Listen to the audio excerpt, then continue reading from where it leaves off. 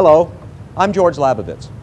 As a professor of management and the president of an international consulting company that does business with literally hundreds of organizations throughout the world, I spend my life with senior management. No other issue is more important to them than the issue of quality. Indeed, one senior executive wrote that not to worry about quality is tantamount to corporate suicide. They recognize that if they can focus their entire organization on meeting customer needs, they can gain a competitive advantage in the marketplace. As customers, as consumers, we recognize quality when we see it. When we receive something of value, it's usually the result of people who care, often a long chain of people who care. This is the USS Constitution, a national treasure, produced by a chain of craftsmen who used raw materials from all over the colonies. Almost 200 years ago, they brought oak from Georgia, the mast from Maine, cannon from Massachusetts, the canvas from Rhode Island. Paul Revere provided the sheathing, the copper sheathing and the spikes that are on that ship, and together they produced a monument to quality. The person who cut the tree in Maine that became the mast of this ship never saw the ship, but nevertheless was part of a process that produced something of enduring value. Not all the monuments to quality are as tangible as the wood and the brass of this ship, but they can be as enduring nevertheless.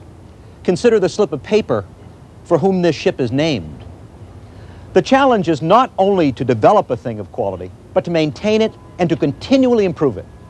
When we participate in a process of continual improvement, the benefits accrue to us as well as to our organizations.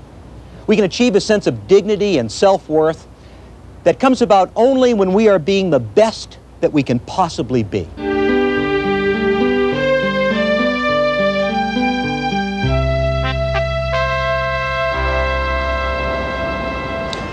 In order for you to be the best that you can be, your efforts have to be supported by pillars, the pillars of total quality.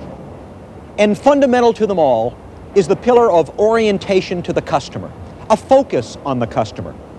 Not only the person that buys our product or service, but people who work with us to deliver that product or service. When you think about it, whether you're typing a letter or putting a door on a car or preparing a quarterly report, you're preparing it for someone who works in the same organization that you do. We have to make the same commitment to quality to that person that we do to the end customer. One hamburger chain, very famous for its commitment to quality and service, had an incident with me recently. My wife and I went in there for a quick dinner. She's a former public health nurse. You never want to have dinner with a former public health nurse. I know more about things that grow on spoons than I want to know. Anyway, the restaurant was dirty. Not by the chain's high standards, it was dirty by public health standards. I wrote a letter to the president. I was a little bit miffed. He was outraged. I got a phone call from the president of this very famous hamburger chain. Then I got a phone call of apology and concern from the district regional manager. Then I got a phone call from the guy who owned the hamburger stand. They weren't going to let him expand until I approved it.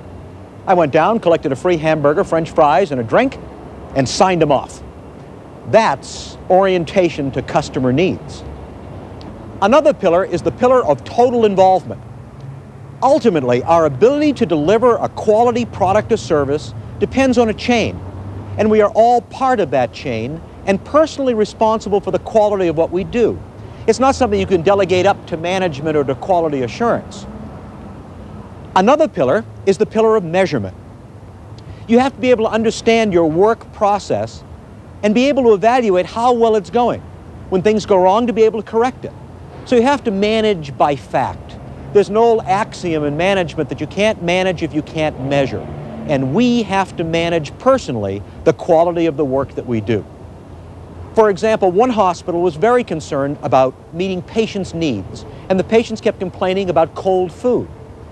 Well, before they did anything crazy and changed their systems completely, the people who made the food and delivered the food gathered some data, gathered some information. They analyzed their process, they talked to patients, and then they discovered that the problem wasn't with every meal, it was only at breakfast. And it wasn't just breakfast, it was only the breakfast where eggs were served. Solve the egg problem and you solve the food problem. The pillar of systematic support is something that your organization has to provide.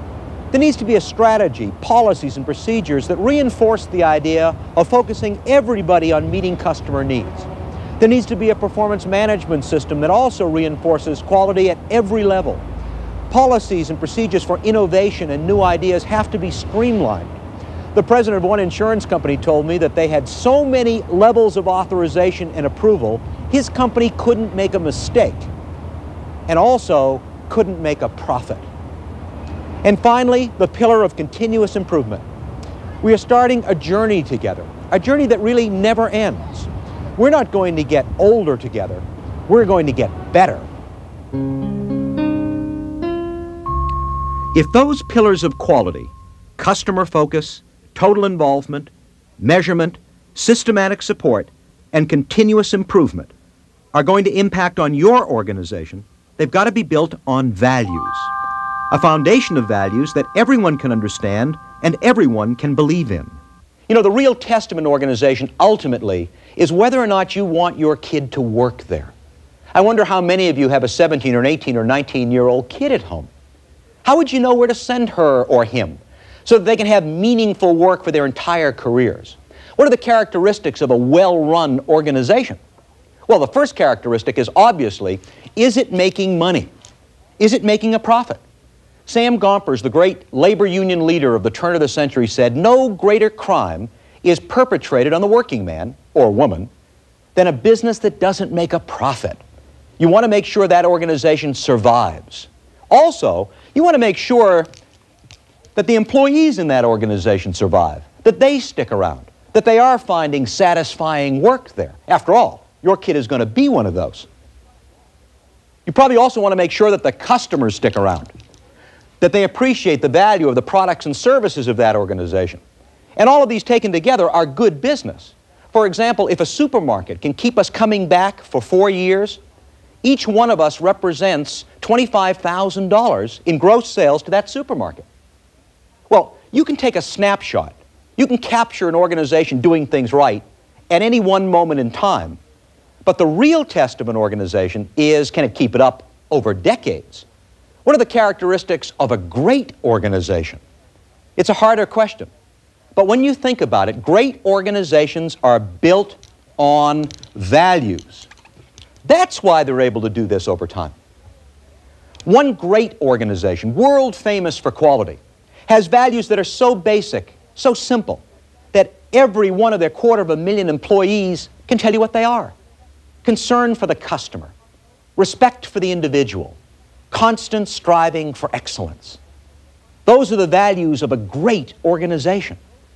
In a great organization, people can do great work.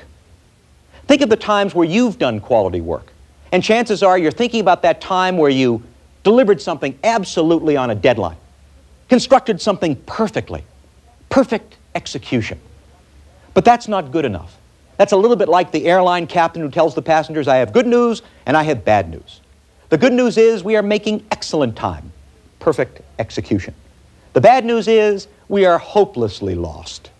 We have to make sure that not only are we doing things right, but that we're doing the right thing. That's why our definition of quality is doing right things right. The quality advantage consists of 4 modules: the meaning of quality, the cost of quality, you and your customer, and continuous improvement. In the first module, we're going to help you define quality in a way that makes sense for you, that works for you and your organization. In the second, we're going to explore the cost of quality and help you calculate the costs associated with not doing things right, so you'll know where to begin in order to meet customer needs. Because the third module focuses in on aligning our capabilities with the needs of our customers. Why do we continually stress that? Because ultimately, it's the customer who defines what the right thing to do is. And lastly, we'll explore the challenge of continuous improvement. Not just meeting customer needs, but anticipating and exceeding customer needs. You know that old line that a journey of 1,000 miles begins with a single step? Let's begin. Let's begin your journey to a quality advantage. Because ultimately, achieving a quality advantage depends on you.